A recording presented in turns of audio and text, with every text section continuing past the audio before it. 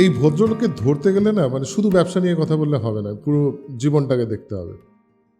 ৪৭ বছরের জীবন, ১৮৬৯ থেকে ১৯১৭, এইটুকুর মধ্যে তার জীবনের ব্যাপ্তি, যা করার এইটুকুর মধ্যে করেছেন। তো এবার প্রশ্ন হলো কি কি করেছেন। ৫টা বিষয়ে মাস্টার ডিগ্রি করেছেন, মানে philosophy, physics, botany, zoology, physiology. Bangabasi কলেজে পড়াতেন এবং বলাই ভালো, যখন যেটাতে মনে হচ্ছে ঢুকে পড়তেন, মানে হিউম্যানিটিস, কখনো সায়েন্স, যা খুশি পড়িয়ে যাচ্ছেন। এখানে থেমে থাকলে ব্যাপারটা খুব একটা কিছু হতো না, বা হতো হয়তো, 5টা মাস্টার্স কম কথা নয়, কিন্তু এরপরে ওনার মনে হয়েছিল একটা লয়ের ডিগ্রি দরকার, তাই লয়ার হয়ে গেছেন। তারপরে মনে হয় যে ডাক্তারিটাই বা কেন থাকে না, সো একটা এমডিও করে নিয়েছিলেন। এবার এত কিছু করার পরে তাতেও উনি থেমে থাকেননি ঠিক, মানে এরপরে ওনার মনে হয়েছে যে একবার চীন ভ্রমণ করা উচিত। সো ১৯০৪ খ্রিস্টাব্দে চীনে ঘুরতে যান। তখন ওই রুশো জাপানিজ ওয়ারটাও হচ্ছে, সেই সময়টাতে ঘুরতে গেছিলেন। তারপর একটু বিলেতেও ঘুরতে যান, এবং ঘুরতে যাওয়াটাও ঠিক ছিল, মানে সেটাও খুব একটা বড় ব্যাপার নয়, অনেকেই ঘুরতে গেছেন ওই সময়। কিন্তু তারপরে ওই দুটোকে নিয়ে দুটো ভ্রমণ কাহিনীও লিখে ফেলেন, বইয়ের আকারে প্রকাশ করে ফেলেন।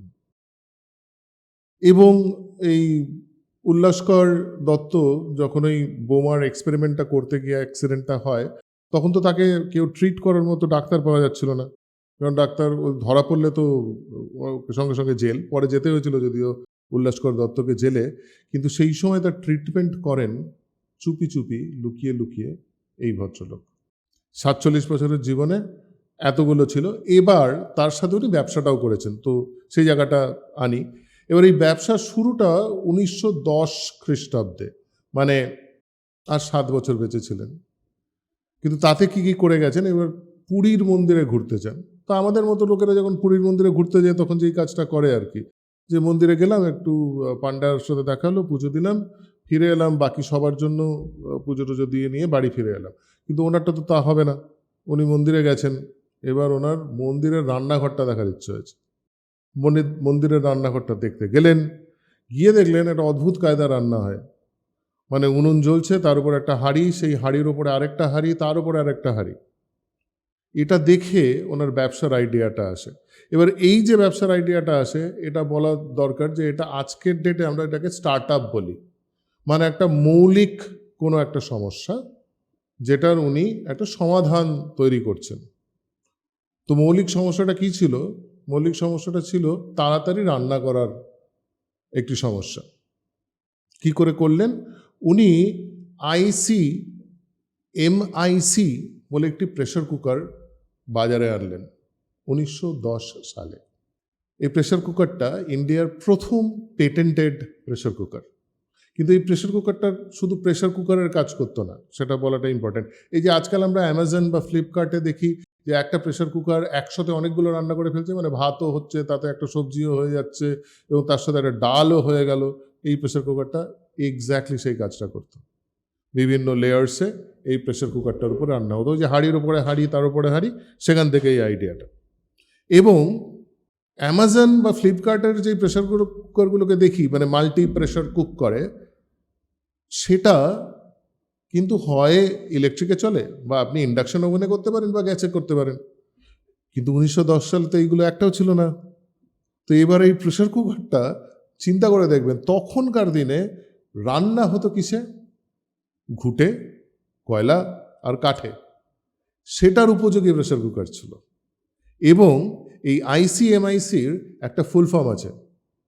আইসিএমআইসির ফুল ফর্ম হচ্ছে Indian cooking made inexpensive and clean. এখানে ক্লিন কথাটা হাইজেনিক থেকে আসছে। এবার যখন এটা আসে, তো এটার একটা বিজ্ঞাপন হয়, এবং সেই বিজ্ঞাপনটা ক্লেম করে যে এটা কুকিং কস্ট 60% কমায়, মানে জ্বালানির যেই খরচাটা হতো সেটা 60% কমিয়ে দেয়। এখানে কিন্তু শুধু জ্বালানির খরচা নয়, আমরা জানি যারা হয়তো উনুনে রান্না করতে দেখেছি লোকজনকে, যে এটা খুব কষ্টসাধ্য এবং শারীরিকভাবে ক্ষতিকর। সেই ক্ষতিটা এবং কষ্টটাও এটা 60% কমিয়ে দিয়েছিল।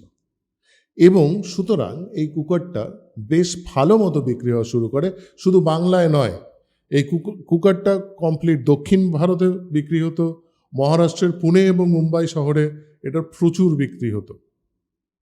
এবার উনি সেখানেও থেমে থাকেননি, একটা কিট বানালেন যেটা কলকাতার বিভিন্ন ক্লিনিকে তখন ইউজ হওয়া শুরু হলো, যেটার নাম ছিল অটো ভ্যাকসিন কিট। মানে আপনার বডির প্যাথোজেন নিয়ে সেটা অটোমেটিক্যালি আপনার জন্য একটা ভ্যাকসিন তৈরি করে দিত। এটা আরেকটা ব্যবসা, দ্বিতীয়।